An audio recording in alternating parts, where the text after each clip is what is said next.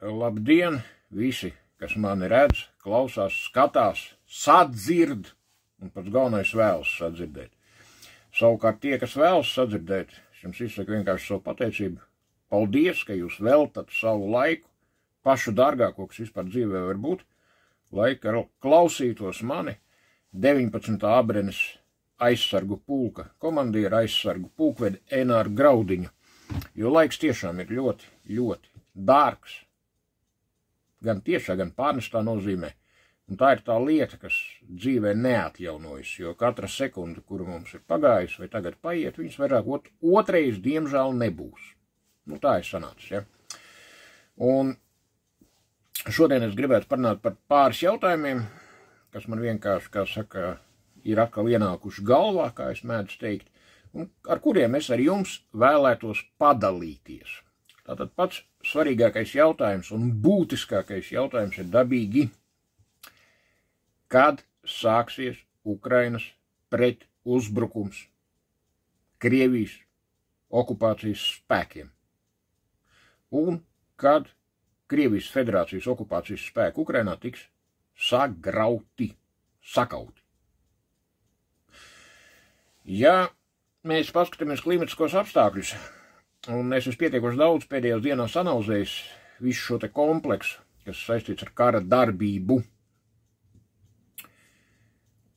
tad es personīgi, es uzreiz saku, ka es neesmu ģeniāls militārais analītiķis, un es absolūti pieļauju domu, tas ir pilnīgi normāls, starp citu, kad, piemēram, Latvijā, kaut vai pie mums, ka pulkvedis Igors Rajos ir daudzos aspektos, šādos aspektos daudz kompetentāks un profesionālāks par mani, viennozīmīgi. Bet, nu, šo to es arī sajēdzu, teiksim tā, ja. Un tāpēc es daru secinājumu, ka izejot no klimatiskiem apstākļiem, no tā, kad sākas beidzas Lietavas, svarīgi ir jautājums tieši šis par Lietavām, lietus, jo, lai varētu virzīties tanki, vispār bruņu tehnika, ir nepieciešams, lai minimums 30 cm augsnes būtu absolūti sauss, faktiski sakaltusi. Un tā tālāk, un joprojām es daru secinājumu, ka Ukraiņas pretuzbrukums varētu būt aptuveni ap maija vidu. Varbūt nedaudz ātrāk. Bet tas nav pats galvenais. Ir pavisam viena cita ļoti interesanta lieta, un kura pagaidām tādā rakursā, kā es to tagad pasniegšu, man liekas, ka Latvijas masu mēdījos, nu varbūt ir kaut kur, es arī nevaru aptvert visus plašsaziņas līdzekļus, ja, bet ka viņa nav skatīta. Tātad lieta ir kāda. Ja mēs ņemam pa pilnu, es uzsveru vārdu vienkārši tā, ja, ja mēs ņemam pa pilnu, ka tie dokumenti, kas ir it kā noplūdināti Amerikā, ja, un uz kuriem atsaucās visu šodien vadošā pasaules presi, ne tikai tur kaut kādi dzeltenie izdevumi, kā piemēram Lielbritānijas suns, kuram tur rakstīts sun, ja, kuram tur vienkārši raksturīgi rakstīt dejeb ko, ja, bet tajā skaitā arī tādas nopietnas avīzes kā Washington Post un tā tālāk. Tad ir sekojošs, kā saka, glezna visā tajā pasākumā, ka Ukrainas armija, Ukrainas bruņoties spēki, nu, vēl precīzāk, tie vairs droši, ka pat nav tīrā formātā bruņoties spēki, bet ka tas ir speciāls nozīmes vienības, kuras ir pakļautas vai nu galvenai izlūkošanas pārvaldei Ukrainas bruņoto spēku, vai es pat pieļauju iespēju, ka pat Ukrainas drošības dienestam visdrīzāk. Tātad, no šiem dokumentiem var secināt, bet tas 100%, ka tas tā ir, ja, kad Ukrainas rīcībā ir bezpilota aviācija, bezpilotnieku saucamie, kura var, kas ir ļoti svarīgi, mierīgi un bez problēmām aizlidot līdz sarkanajam laukumam Maskavā. Un tur dabīgi, kad uzsprāgt, kas ir skaidrs, ja. Nu, ne tikai līdz sarkanajam laukumam, tādā gadījumā, piemēram, to pašu bezpilota aviāciju var ielaist iekšā, piemēram, Krievijas Moskavas City. Tur ir tāds milzīgs debesskrāpju rajons, kur dzīvo visa Krievijas elite. Piemēram, tur ir tādi torņi, kas saucās Federācija. Jūs stāties priekšā, ka tur ielido bezpilota kuģītis tāds neliels. Tur vispār vāks, ja. Un galvenais, kad Ukraiņi ir bijuši gatavi šo te visu pasākumu veikt uz Krievijas agresīvā iebrukuma gada dienu. Tas ir sanākus 2023. gada 24. februāri. Bet mūsu strateģiskie partneri, it kā Amerikas, paskatā, ir Ukraiņiem devuši ieteikumu, ka to nevajag darīt. Es saprotu arī mūsu strateģiskos partnerus, jo es pieļauju iespēju, ka viņi vadās no ģeopolitikas kopumā, visas pasaules griezumā. Un kad var būt viņus tomēr kaut kur iekšēji, tas man tikai viens skaidrums varētu būt. Uztrauc variants, kad tur pēc tam kaut kāds trakais pēc šāda notikuma Maskavā nenospiež to, nesāk spaidīt to čemudānu tur, kur viņam tur nesā līdzi viens, ja? Ka tur nesāk spaidīt pogas šajā čemudānā. Tas ir man vienīgais tāds skaidrojums tam visam.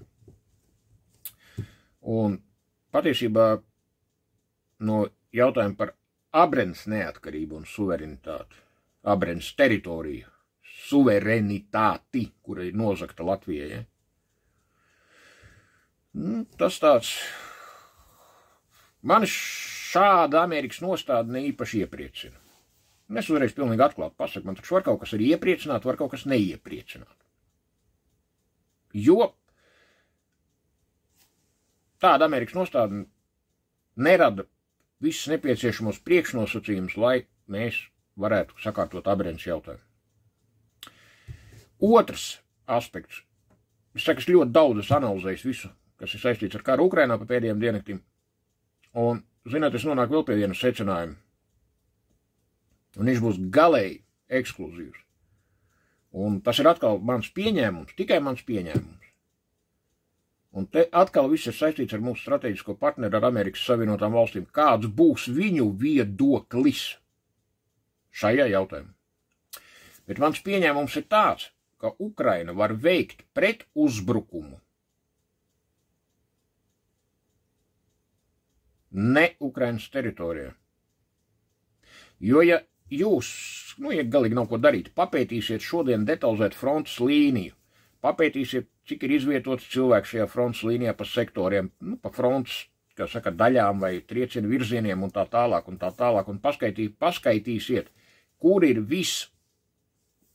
visvājākā Krievijas vieta. Tad visvājākā Krievijas vieta ir Hersonas virziens uz leju. Ko tas nozīmē? Tas nozīmē, ka var pat taisno iet uz Krimu. Bet ir Dņeprai jātiek pāri. Tā ir problēma. Bet tā nav nerisināma problēma. Jo viņi jau ir tikuši pāri kādreiz. Tikai no otras puses uz to pusi. Ja mēs atceramies Otro pasaules karu. Un arī no tās puses uz to pusi ir tikuši. Arī, ja mēs atceramies Otro pasaules karu. Bet, tie ir milzīgi cilvēku zaudējumi. Tāpēc es pieļauju, kad varbūt pilnīgi negaidīts vispār nevienam risinājums saistībā vispār ar karu, ar Krievijas agresīvo karu, Krievijas agresiju Ukrainas teritorijā, un kad noslēgums vai fināls šim karam vispār var būt pilnīgi savādāks. Un es izteikšu tādu domu, ka pāanalizē arī karaspēka daļa atrašanās vietas, dislokācijas vietas, Krievijas federācijā, cik tas viss ir pieejams brīvi, jo dabīgi, ka man nav pieejas pie Krievijas ģenerālštāba dokumentācijas, kā arī dabīgi, ka man nav pieejas pie Ukrainas ģenerālštāba dokumentācijas. Tad ir virziens, to jūs varat paņemt, jebkurš papētīt kartu, kā no Ukrainas var iet uz Brjansku, no Brjanskas uz Tulu,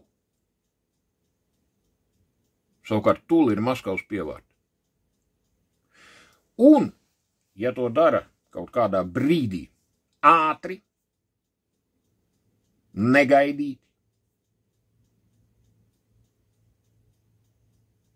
izslēdzot pretinieku pretgaisa aizsardzības sistēmas, bet viņas var izslēgt, tas jau ir pierādīts, tad var sanākt tāds joks, kad aptuveni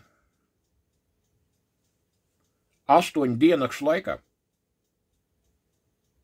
Leopardu tanku ķīlis var būt Piemaskavā. Iedziļināties šajos vārdos.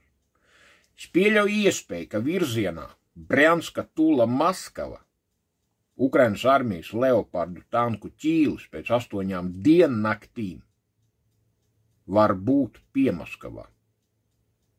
Un Krievijas federācija neuzspēs uz to norēģēt.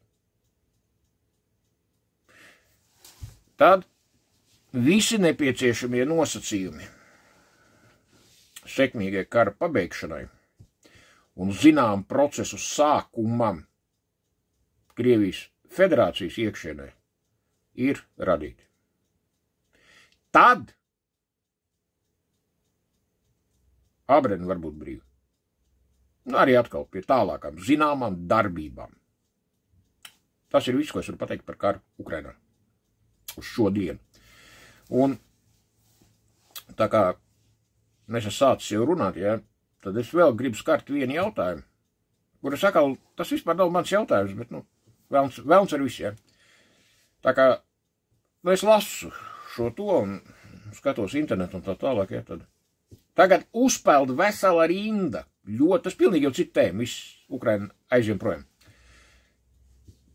Uzpeld vesela tēma, milzīgs slānis informatīvs par to, kad ir milzīgs apjoms zinātnisku pētījumu par to, ka Covid laikā īstenotā sejas aizsarg masku politika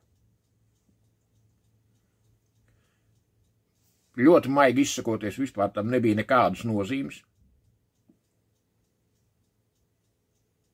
Un principā to visu var iebāzt dirsā. Reāli. Reāli. Un visu, ko mums te murgoja, tas Dumps, man liekas, viens uzvārds bija, es viņus var sajaukt tagad tos uzvārdus. Un otrs ir tas krieviskais es viņu nevaru, Pervičņikovs vai Pervočņikovs. Tur bija vēl viens kadrs tāds, jā.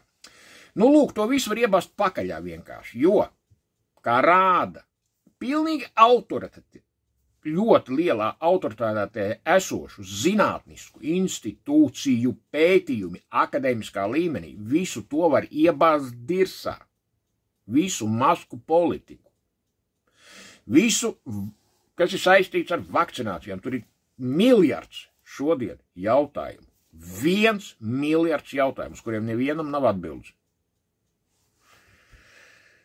Un pats galvenais un ļoti svarīgais, ka sakarā ar Krievijas agresiju Ukrainā, ar Krievijas nepieteikto karu, ar Krievijas iebrukumu Ukrainā un tālāku Ukrainas teritoriju okupāciju, šis Covid jautājums vispār ir nogājis malā, lai gan viņam vajadzēja milzīgi celties augšā tieši tagad.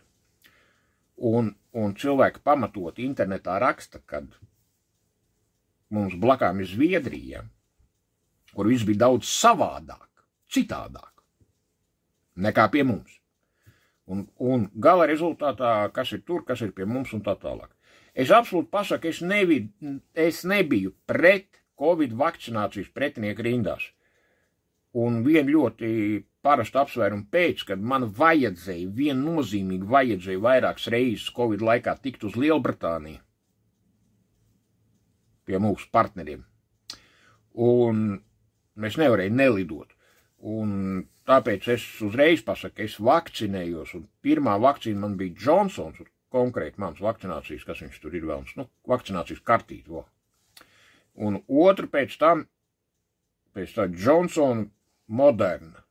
Tā kā es nekliedzu, kad es tur graudiņš tur Nē, es nebiju Covid pretinieku rindās, es nepiedalījos šajos pasākumos, ko organizēja Aldis Gobzems un vēl tur ļoti daudz cilvēku un tā tālāk, nē. Bet, kas man aizskar šajā jautājumā par maskām? Tātad par maskām es jums varu parādīt vēl šodien. Varbūt es nezinu saredzēt, ja? Man ir no tā laika tā sačakarēta āda zem deguna, tāpēc, kad cilvēks ieelpa atpakaļ to pašu ogliskābo gāzi, ko viņš izelpa ārā, nu tāds ir parastākais skaidrojums.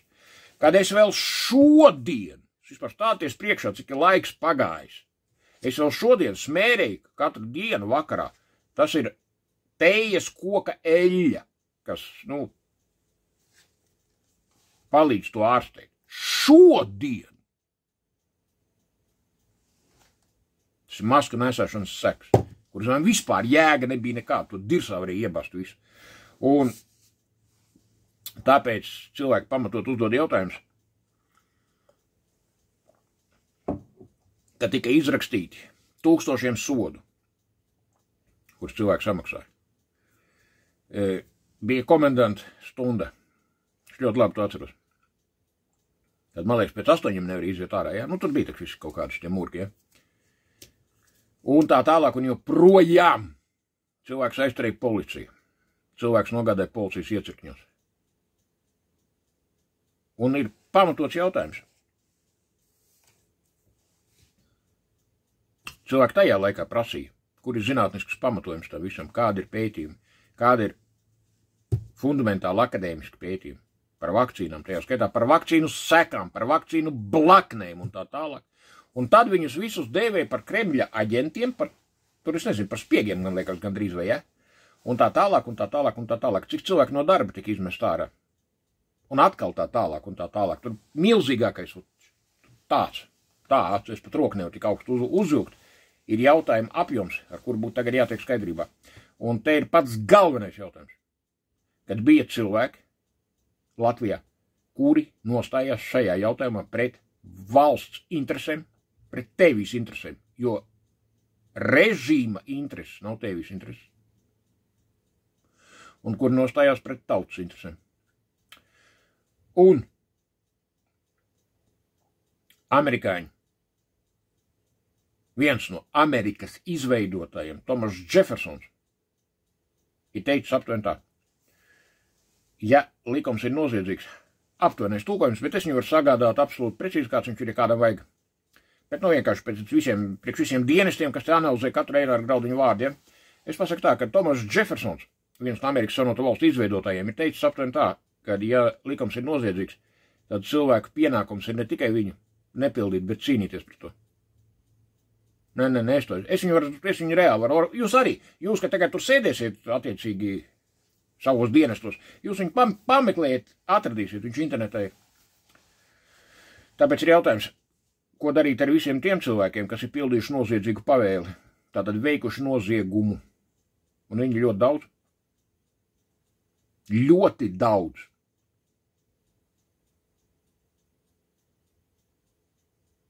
Kuri ir uzlikuši sodus, kuri ir aizturējuši cilvēkus, kuri ir nogādājuši viņus iecirkņos policijas un tā tālāk un joprojām. Tātad, ko es varu pateikt? Kad pa visiem šiem cilvēkiem ir datu bāze, cik es zinu, es ar to nenodarbojos, bet es zinu, ka tāda bāze eksistē. Ir jau cits cilvēks nodarbojas visādām lietām, te jau tikai graudiņš Latvijā ar kaut ko nodarbojas, ja? Kurā tas viss ir maksimāli apkopots. Tas viss ārvalstīs atrod. Un secinājums ļoti vienkārši. Neviens nav aizmirsts. Gan tie, kurus nogādāja kaut kur, gan tie, kuri nogādāja. Visam savs laiks. Paldies, uz redzēšanos, visu gaišu.